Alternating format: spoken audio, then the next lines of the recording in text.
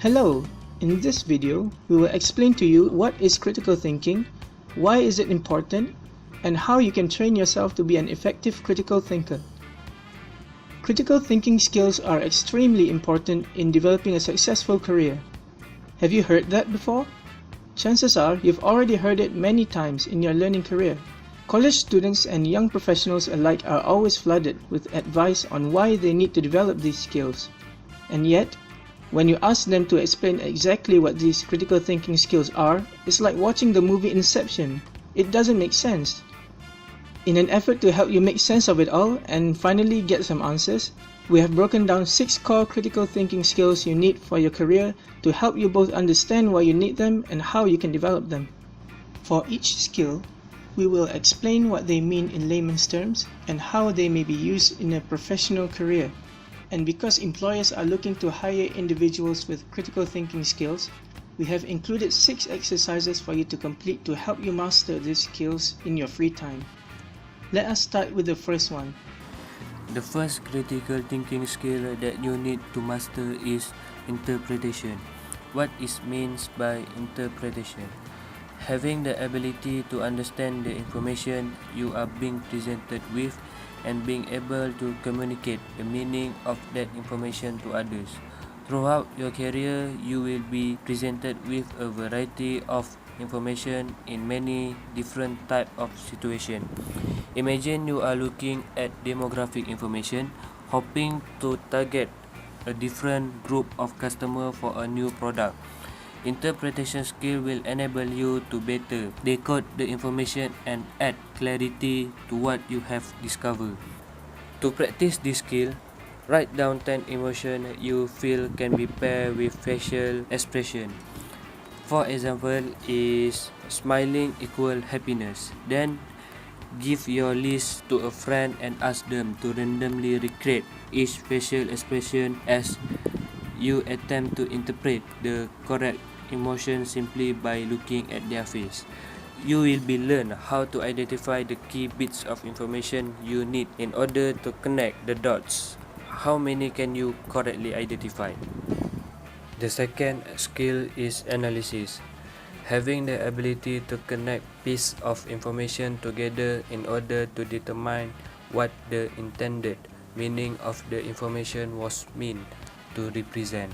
Imagine you are reading a company-wide memo that is discussing making change in order to address recent movement within the business landscape. Having this skill will better provide you with the ability to read between the lines and help you understand how this will impact the overall strategy you have in your position. To practice this skill, try to determine the meaning behind this Chinese proverb, be the first to the field and the last to the couch. Are you able to identify the intended meaning behind this statement? While we all analyze information a little differently, you should have been able to determine that this proverb is referencing having a hard work ethic. Go here to practice some more in order to further develop this skill. The next skill is inference.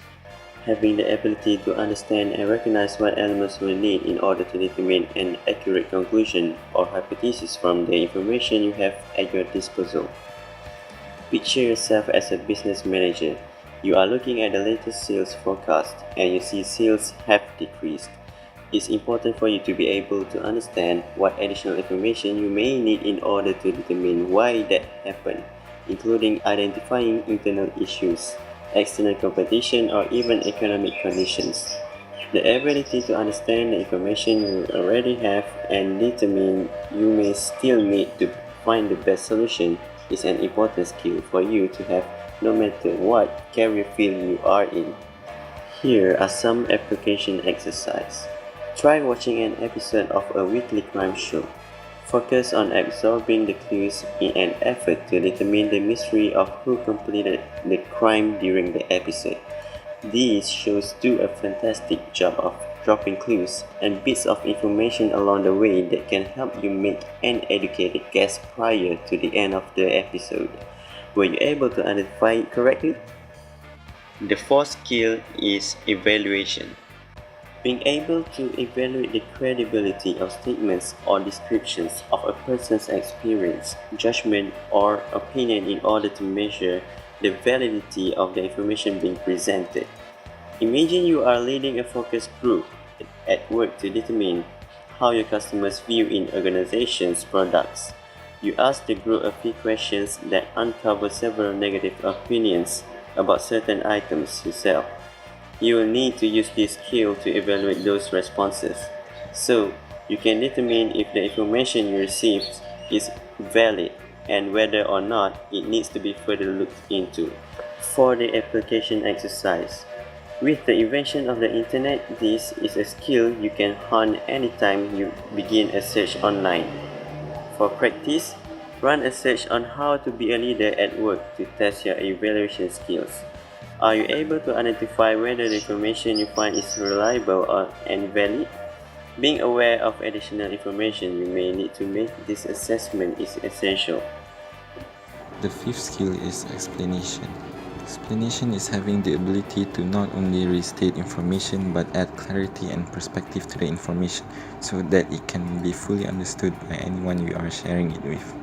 Imagine you are giving two presentations for new product ideas, one to the CEO of the company and the other to product engineers. You know both groups are extremely interested in hearing what you have to say, but you will need to be able to explain these ideas in two very different ways. The CEO may only need to hear high-level ideas about the products, while the engineers will need more specific product details. Exercise you can do to improve this skill is that it's important to remember not everyone has or needs the knowledge or information you have. Practice this skill by explaining something complex that you have knowledge about to two different types of people. For example, explain to your kids and your spouse separately how a cell phone works. The explanation should be different since they have two different levels of knowledge. The last skill is self-regulation. Self-regulation is having the awareness of your own thinking abilities and the elements that you are using to find results. Imagine you are on the phone with a customer attempting to work through a problem they are having with your company's software, and it's your first week on the job. The problem they are having is complex, and yet you still want to assist them in order to make a good impression at work. Your ability to understand that perhaps transferring them to a co-worker with more knowledge on the subject is the best way to provide the customer with a positive result. The exercise you can do to improve this skill is, let's imagine your manager asks you to write down 10 reasons why you deserve a raise prior to an annual review. After you complete your reasons, read through each and focus on identifying your own personal potential biases that may impact your argument. Awareness of these biases will help you generate a much stronger case for getting a raise. Those were the 6 skills and activities related to effective critical thinking. So the next time someone starts talking to you about developing critical thinking skills for your career, hopefully now you will be able to tell them you know what they are, how they are used in the workplace, and how to go about continually developing them for the future. Thank you for watching.